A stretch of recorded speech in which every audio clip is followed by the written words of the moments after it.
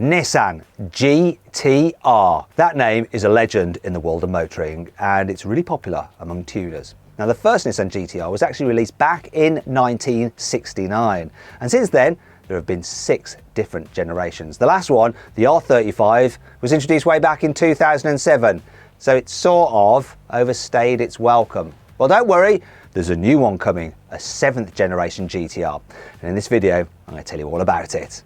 Anyhow, I'm Matt Watson, and you're watching carwow. Before we get into this video, I've got a quick question for you. What is your favourite Nissan Gt-R? Well, if you're a Gen Z, it's probably the current one, the R35. It's the one that's available now, and you've probably seen it in our videos. Now, if you're a millennial, you probably grew up with the Fast and the Furious movies, and therefore your favourite Gt-R will be the R34. However, if you're an old Gen X like me, you grew up with Gran Turismo, the original, and that had the R33 in it. That's my favourite. Speaking of Gran Turismo, in the Gran Turismo 6 game, there is a clue to what the R36 will look like. You see, in that game, there's a car called the Nissan Concept 2020 Vision Gran Turismo, which looks like this. And that car is likely to inspire the next road-going Gt-R, which could look like this. Now, I'm going to give you a moment to just take it all in. Right, you done that? Okay, what I've done is put a pinned comment to this video. I want you to let me know what you think of the design of this car. Do you like it? Do you hate it? Let me know. Right, I will check and probably comment back. Anyway, whatever you think of it, this R36 has some massive shoes to fill. You see, when the R35 came out back in the day, it was classed as the bargain supercar killer. For instance, it had 480 horsepower, which is exactly the same as a Porsche 911 Turbo. However, the R35 Gt-R cost £58,000. The Porsche, £100,000. So the Gt-R was just over half the price of the Porsche. Trouble is, over the years, Porsche and supercar makers increased their horsepower. And so Nissan had to play catch up. And so it had to increase its Gt-R's horsepower. As a result, it got more expensive. And today, the current Gt-R has 570 horsepower and costs over £80,000. Now, when you compare that to a Porsche 911 Turbo, which has 580 horsepower, that costs £140,000. So when you do the maths, once again, it's just over half the price of a Porsche 911 Turbo for similar performance. That's the entry-level car, right? There are some other Nissan Gt-Rs. The Nismo, for instance, which is over £170,000, despite only having 30 horsepower more than a standard car. Why the extra cost? Well, some extra body bits and carbon fibre and trick wheels, bigger brakes, different suspension, that kind of thing. And rarity. And if you want rarity from your Gt-R, there is the Ital Design 50, which has completely bespoke bodywork and some more upgrades and over 700 horsepower, though they're over £1 million. And you're not going to get one because there's only 50, hence the name. However, price and power aren't really the issue for the current standard R35. There are some other things at play here, one of which is safety. You see, the current R35 doesn't actually meet certain side impact protection requirements for the Australian market, which means they can't sell it there anymore. And this is why we know there is an R36 coming, because Nissan's marketing director in Australia said, don't worry about the R35 going off sale, because this is not the end of the Gt-R story in Australia. Yeah, we'll take that as the biggest hint that a new R36 is on its way. However, the forthcoming car is going to be very different to the things that have gone before it. And I think that's a good time for a quick Gtr history lesson. Let's start at the beginning, 1969. The first Gt-R was based on a Skyline Coupe. However, it had a race-tuned 2-litre straight-six engine which pumped out a colossal 160 horsepower. It was the first super saloon, 20 years before the BMW E30 M3 arrived. Just saying, Germany, right? Get back in your box. The second generation Gt-R appeared in 1973, and once again it used a 2-litre straight-six race-tuned engine with 160 horsepower, though it was in the latest Skyline Coupe body. Now that car is very rare. Reason being that they only made 200 of them because of the fuel crisis, sort of put paid to high performance saloons. When I say saloons, it's coupe, but you know what I mean.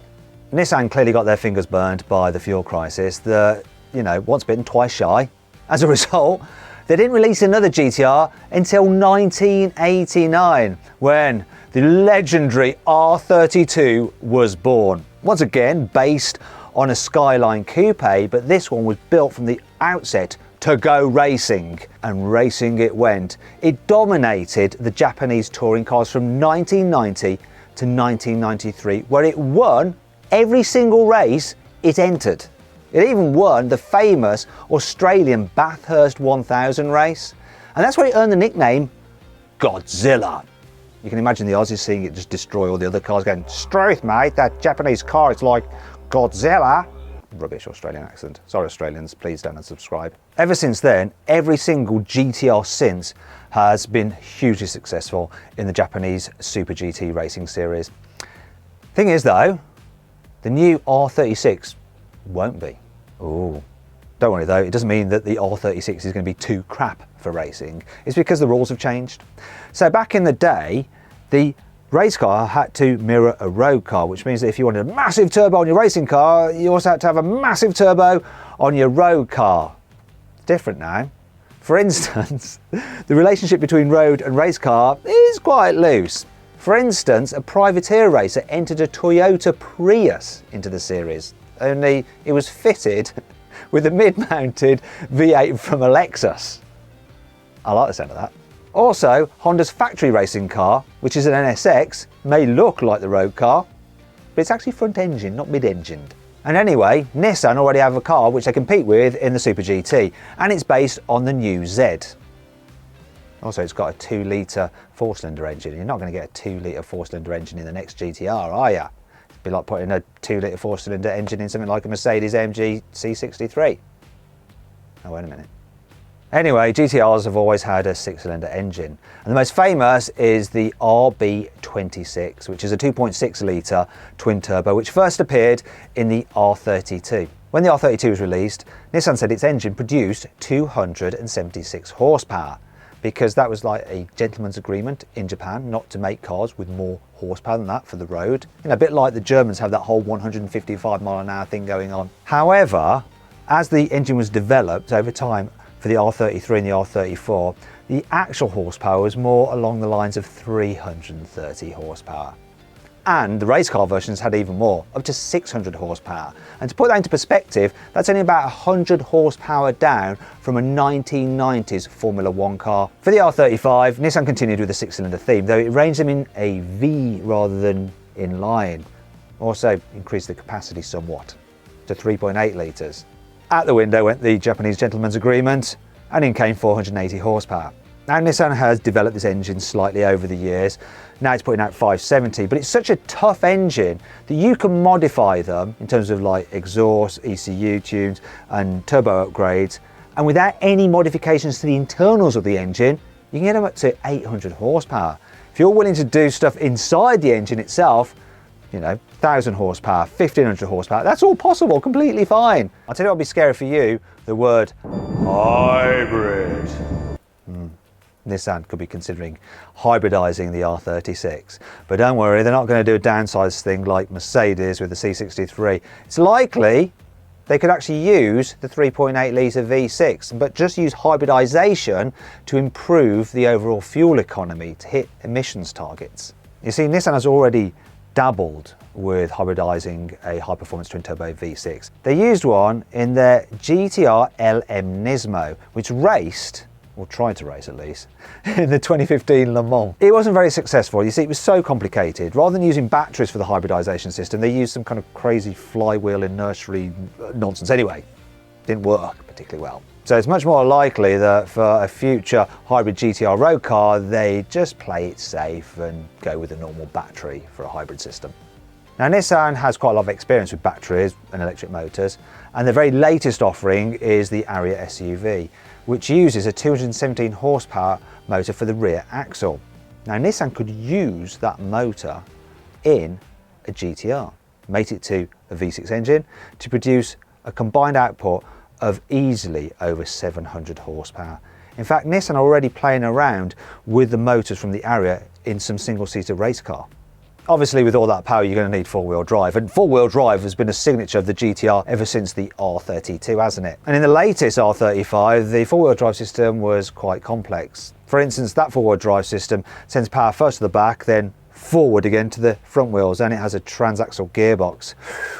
All very confusing, mechanically complex, especially if something goes wrong. With a hybrid system, you don't really need that. You could just have the internal combustion engine powering the rear wheels, maybe boost it with an electric motor, and then have some electric motors on the front. A setup which sounds rather familiar. I think Honda might have used that setup for the NSX, and Ferrari with the new SF90.